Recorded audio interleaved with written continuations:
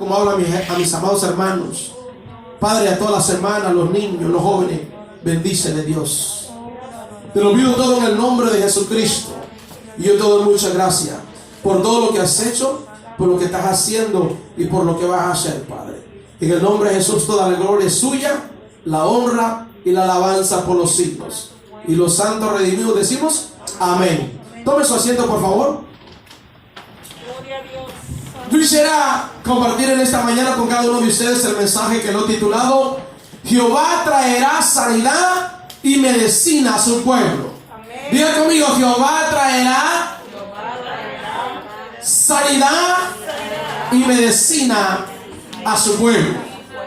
Bueno, no es porque yo lo digo, es porque ya lo leímos aquí en Jeremías 33. Amén. Aquí está la palabra de Dios, una palabra profética que se cumple al pie de la letra, o se cumple totalmente. Aquí no hay duda, aquí no hay vuelta atrás. Lo que Dios dice, eso se cumple. Amén, aleluya. Y yo quisiera dar un poco de referencia, porque la mayoría de ustedes conocen la historia del profeta Jeremías. Ya lo leímos, estaba en una cárcel, estaba preso, cuando Dios le dio ciertas revelaciones. Amén. Quisiera contar algo del contexto histórico del profeta Jeremías. Algunos analistas, algunos hombres dicen que lo llaman a Jeremías como el profeta, ¿cómo? Chorón. Al profeta que también lamenta. Un profeta que lamenta. Un profeta de lamento. Por eso escribió que lamentaciones, porque se lamentaba. También algunos analistas lo conocen como el profeta, a Jeremías como el padre. Nadie dijo nada de eso, ¿verdad? A Jeremías lo comparan como el padre que consuela a sus hijos. ¿Oyeron eso, hermano? Amén. Jeremías nació en una aldea, en un pueblo que se llama Anatot. ¿Ustedes sabían eso? Ahí nació Jeremías. Es un pueblo que está en el territorio de Benjamín, aproximadamente a unas 5 millas al norte de Jerusalén, para los que no sabían. Jeremías viene de una descendencia sacerdotal, ¿correcto? De la descendencia de los sacerdotes Elías. Ustedes sabían la historia, ya, yo apenas la estoy aprendiendo, gloria al Padre. Se cree también, según el contexto histórico, se cree también que Jeremías escribe escribe el libro de Jeremías aproximadamente por el año 627 antes de Cristo, según. No digo que está confirmado, se cree, es un próximo, no es una certeza, pero es un próximo, ¿verdad? Y también el tema central del profeta Jeremías era acerca de la declaración de ciertos juicios de Dios contra Judá, y también que Dios promete a su pueblo establecer un nuevo pacto con ellos. Es una parte de historia que les voy a tener que transmitir antes de entrar al consejo de la palabra del Señor. El profeta Jeremías vivió en una época de mucha, que a ustedes la conocen, de mucha decadencia en la política, moral, religiosa, espiritual, en el pueblo hebreo. ¿Cuándo fue esto? Cuando el reinado del sur, Judá, cuando el rey Nabucodonosor llevó cautiva a Judá hacia Babilonia. Ustedes ya conocen los relatos también. Los que vienen a la escuela dominical y los que estudian en la escuela dominical deben de saber todo esto ya. ¿Un amén? Santo Jehová, estamos serios. Entonces, si bien Jeremías se quedó en Jerusalén, y es ahí donde Jeremías escribe toda la profecía sobre Judá y sobre Jerusalén, ¿verdad? Él escribe acerca de Judá, los acontecimientos, la restauración de Judá y de Jerusalén, los oráculos contra las demás naciones y la seguridad del juicio de Dios sobre un pueblo pecador. Porque si hay alguien que sabe pecar, somos los seres humanos. Por no decir Judá, por no decir Israel, sino los seres humanos actualmente. Porque actualmente vemos muchos Judá y muchos Israeles que pecamos demasiado. Bueno, no le voy a decir que pecan demasiado, no. Lo voy a decir en plural para que se sienta más bonita. ¿Verdad? Está bueno el asunto. Y este libro del profeta Jeremías es un libro muy profético, aunque también conlleva un carácter histórico y autobiográfico. ¿Vieron eso, hermano? Yo quisiera, antes de seguir leyendo o narrando algo de historia, me llama bastante la atención cuando Dios se le revela al profeta Jeremías en una prisión, en una cárcel. A veces nosotros criticamos a la gente, que también que se mueren, que los presos, ojalá que por algo están ahí. No, ¿sabe qué?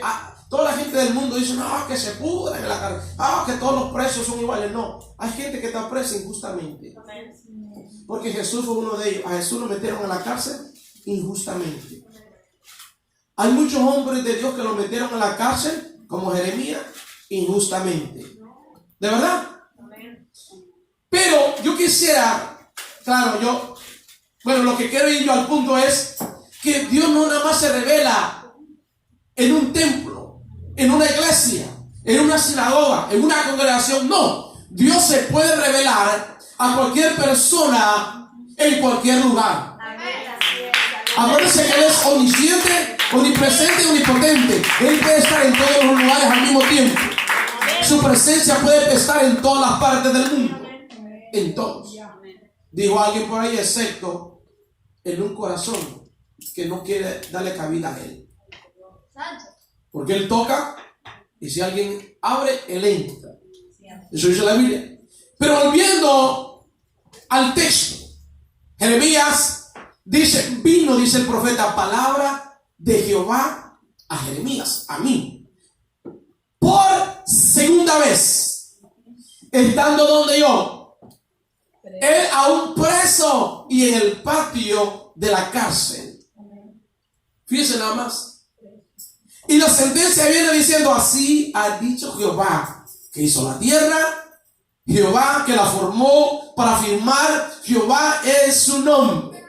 Y ahí en la segunda vez le dijo al profeta, ¿cómo le dijo? Clama a mí, clama a mí, ora a mí, grítame a mí, gímeme a mí, intercédeme a mí, clama a mí, que yo te voy a contestar, que yo te voy a responder, que yo te voy a auxiliar, que yo te voy a ayudar, que yo te voy a socorrer. Eso quiere decir, clama a mí, dice Jehová, y yo te responderé. Amén.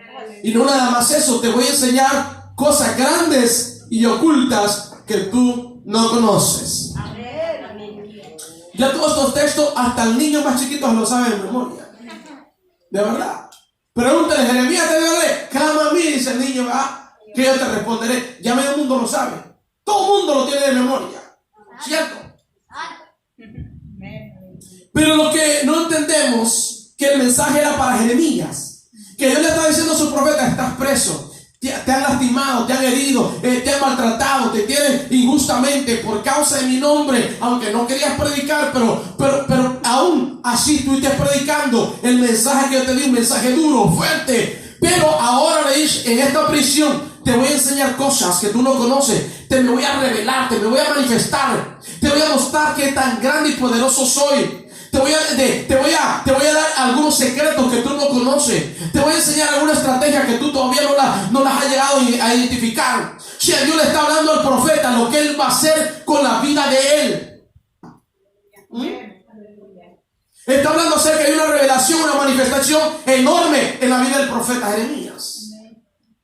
Porque a veces no conocemos totalmente la revelación de Dios. No hemos tenido una experiencia tan grande como la han tenido estos hombres de Dios, como los profetas y los apóstoles. Hay unos patriarcas, jueces, reyes que tuvieron la presencia de Dios.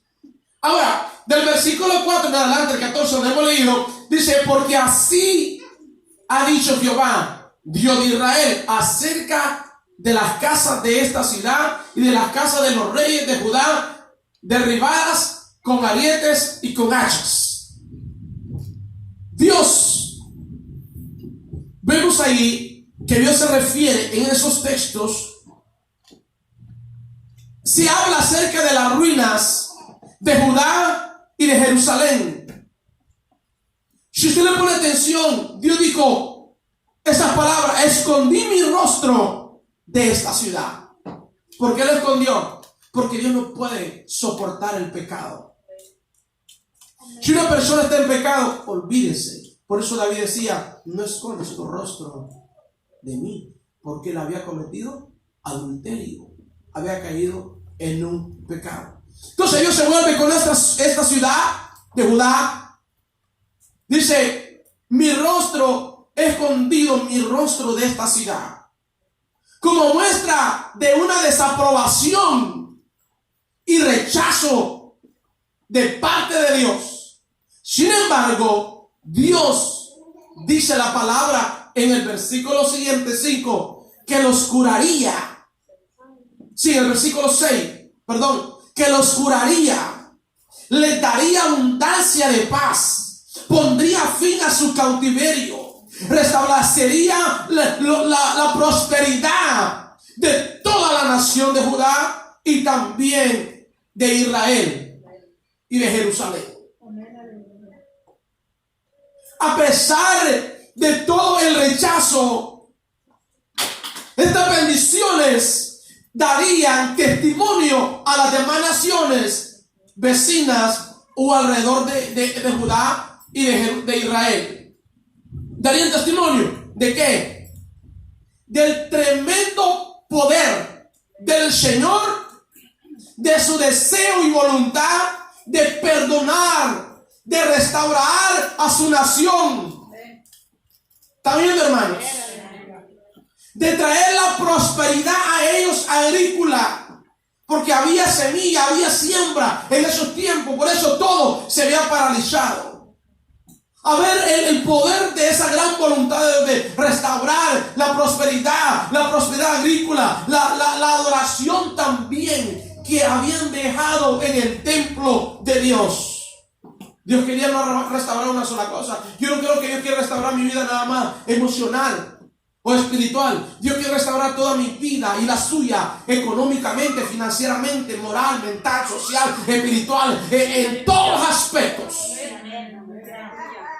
en todas las maneras. Porque Dios no va a decir: te voy a sanar más un brazo y lo demás te lo voy a enfermar. No, si Dios te va a sanar, te va a sanar. Punto. Entonces Dios tenía ese gran corazón, esa gran voluntad de restaurar a Israel, pero sobre todo tenía que haber un juicio antes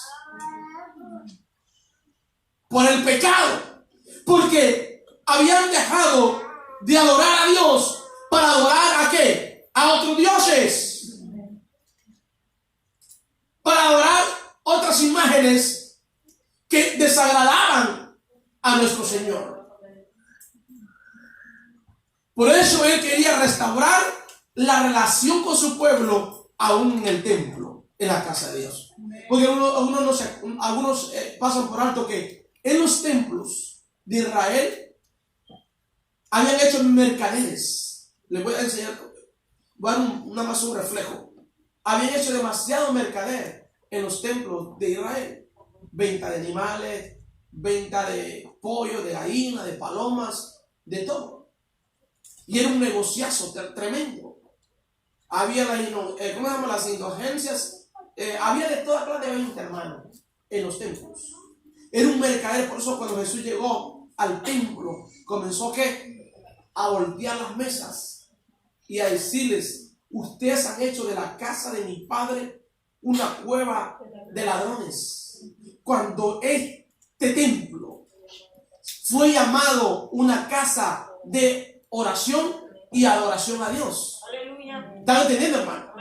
Por eso él quería traer una restauración total, aún a la adoración en el templo hacia Dios. Se oirían de nuevo voces, como lee el 14, el 13, por ahí, se oirían, dice, voces ¿de qué? De nuevo gozo, de vitalidad, después que su pueblo cosechara la destrucción que se había sembrado con su rebelión contra Dios. El Señor prometía traer sanidad y medicina, restablecerlo, limpiarlo, perdonarlo, confirmarlo que había prometido Dios. Por eso le dijo Dios a Jeremías: yo traeré medicina, traeré sanidad a mi pueblo de Israel y a Judá, porque yo voy viendo el corazón de ellos ya que los voy a levantar, y la gente se va a dar cuenta que Jehová Dios está con ellos.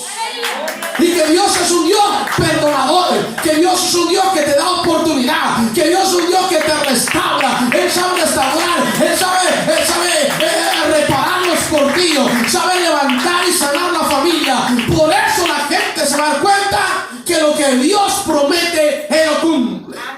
Y que va a haber abundancia de paz, como diría mi hermana Beatriz aquí en Jeremías. Abundancia de paz, ¿cuándo? Cuando oráramos en esa ciudad. Y me llama bastante la atención porque Dios le estaba llamando de antemano a su pueblo. Jeremías 29, no me lo voy a leer yo, versículo 11. Porque yo sé los pensamientos que tengo acerca de esta nación, acerca de este pueblo, acerca de vosotros, dice Jehová. Pensamientos de paz. ¿Qué pensamientos tiene Dios? De paz y no de mal, aunque los quería destruir, pero después Él cambió, dijo: lo voy a restaurar, lo voy a perdonar, y no de mal, para darles el fin que esperáis, para darles el bien que les corresponde, para darles la bendición que necesitan o que esperan. Dios tiene pensamientos, pensamientos buenos y no malos, pensamientos de bien y no de mal. Amén. Y cuando yo leía la palabra, me preguntaba: ¿cómo puede Dios? En mi punto número 1 lo he titulado: ¿cómo Dios puede traer medicina y sanidad a su pueblo? ¿Cómo Dios puede traer sanidad y medicina? O sea, Él te trae la sanidad. Te dice: ¿qué quieres? ¿Medicina o sanidad? Las dos cosas, medicina y sanidad. Ya ves que la medicina te da medicina y es para un calmante y te quita, pero Dios dice: traigo la sanidad y traigo la medicina, lo que quieran les doy. Qué lindo Dios, hermano.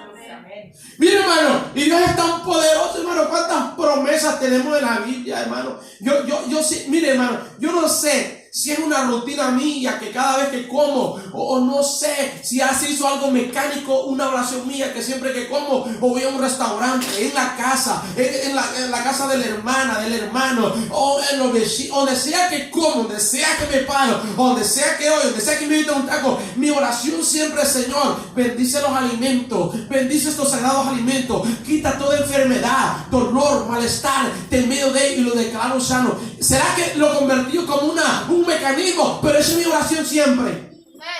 Aleluya. Para mis alimentos. ¿Saben por qué? Porque en el libro de Éxodo, capítulo 23, me llama bastante la atención porque Dios habla, hermano, tiene mucho mensaje el Señor para nosotros, pero debemos de entender a Éxodo 23.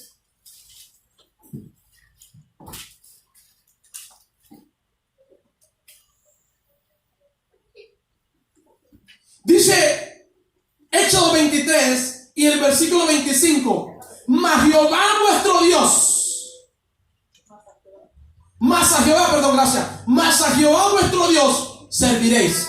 Como dice el patriarca, el profeta de Dios Moisés: mas a Jehová vuestro Dios serviréis. ¿Lo tienen, hermano? Amén. Y dice la palabra del Señor.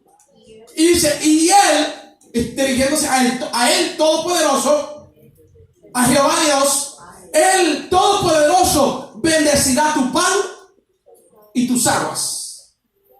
Y yo quitaré, que dice, toda enfermedad de medio de ti. En otras palabras, de medio de ti, de tu agua y de tu pan. Hay una promesa en la Biblia que Dios se la declaró a su profeta Moisés, que le dijo: mas a mí me van a servir, a nadie más. Desde el momento que tomen la decisión para servirme a mí, escucha, hermano, entonces dice Dios, yo voy a bendecir. Es una palabra profética, que Dios va a bendecir tu pan. Y al hablar del pan no estamos hablando de una concha, no estamos hablando ¿cómo podríamos decir?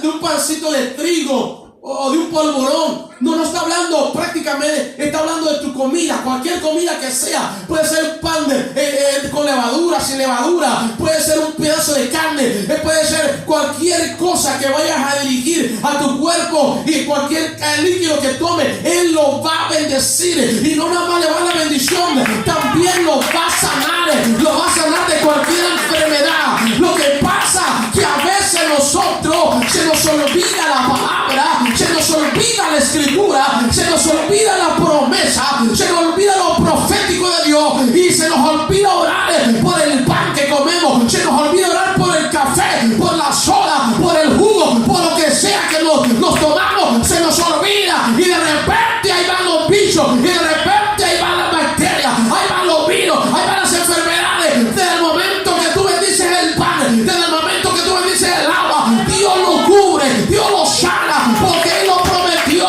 Si tú me estás sirviendo, yo te bendigo. Si tú me estás sirviendo, yo te sano. Si tú me estás sirviendo, cuidaré de ti, sanaré tu vida, sanaré tu cuerpo, te sanaré, dice Dios. Es la promesa. Gracias por las promesas de Jesús. Y quisiera decirle a ustedes, porque no he entrado en profundidad en el punto número 1, cómo Dios trae sanidad y medicina a nuestras vidas. El secreto está, y debe ser, la oración. Sí, amén, amén. Escriba ahí si quieres escribir. La oración. La oración es lo que hace que Dios traiga medicina y sanidad a nuestros cuerpos. Porque en esta vida todos nos enfermamos, hermano. Todos. Si no es la gripa, es el dolor de cabeza. Si no es el dolor de espalda, de hueso. Si no es el dolor de estómago, de cualquier cosa. Sí, amén. Una fiebre, lo que sea. Pero no le podemos echar la culpa a nadie, sino que nosotros mismos somos los culpables de enfermarnos. Sí, amén. ¿Está bien, hermano? Amén. Porque lo bueno que aquí en esta iglesia casi todos están enmascarados, gracias a Dios. Me gusta eso. Es incómodo tener esa máscara, pero casi todos están enmascarados. Bien santos enmascarados están. Pero, ¿cómo es la otra palabra? Bien santos encapuchados. Aleluya. Pero estamos agradando a Dios y agradando a las leyes terrenales. Sí, amén. Porque nos piden a nosotros. Y yo le dije, yo aquí tengo mi máscara. Lo único es que los presidentes y los jueces y los gobernantes se la quitan para el discurso. Yo estoy dando un discurso ahorita de la palabra de Dios. Por eso me la he quitado. Y ahorita que termine de predicar, me la pongo para atrás. Sí, amén. ¿Qué les parece, hermano? Amén, así es. Y no es que yo me acuerdo, yo miré al presidente Donald Trump, digo, hey, no me van a criticar, aquí está mi máscara. Aquí las enseñó, y cierto, trae una azulita él, muy bonita, quisiera una de esas yo también, ¿verdad? Quisiera yo compartirle rápidamente, en breves segundos, minutos, del Señor, cómo Dios puede traer una sanidad y medicina a mi vida, a mi cuerpo. O lo podría parafrasear de otra manera, al pueblo de Dios. Cuando oramos. Cuando oramos. Y no pregunta a la hermana Beatriz. Algunos hermanos pregunten. El chancla ayer le dijo, ¿te vas? No, no me voy. Le dijo, y comenzó a clamar a Dios. Le digo, Dios, esto no es tuyo, Dios, no creo que. Y verifico, no era de Dios. El diablo de repente se presenta como ángel de luz, pero no es un ángel de luz, pareciera. Pero hay que tener cuidado, porque si no, nos lleva desde tiempo. Hay momentos difíciles. Y quisiera compartir rápidamente en breves palabras, ahí en el segundo libro de Crónicas, ahí está todo el ingrediente para cómo Dios puede sanar nuestras vidas, nuestros cuerpos. Segundo libro de Crónicas, capítulo 7, versículo 14, leamos, yo creo que lo leamos todo, el verso 14. ¿Qué dice la Biblia? El 14, segundo libro de Crónicas, 14. Dice la palabra del Señor. ¿Lo tenemos, hermanos? Una más, ¿cuántos? 4. ¿Lo tenemos, hermanos? Segundo libro de Crónicas, capítulo 7, versículo 14. Y la palabra del Señor dice: si se humillare mi pueblo, sobre el cual mi nombre es invocado. Y dice, ¿qué dice? Y orare y buscaren mi rostro y se convirtieren de sus malos caminos, entonces yo oiré desde los cielos y perdonaré sus pecados. ¿Y qué me dice? Y sanaré su tierra. Qué tremenda palabra de Dios.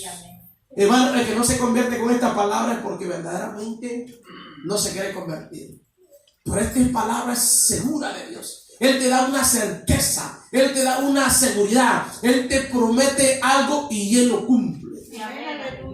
Te dice, si tú te arrepientes y de todo tu corazón y te vuelves a mí, ¿qué dice Dios?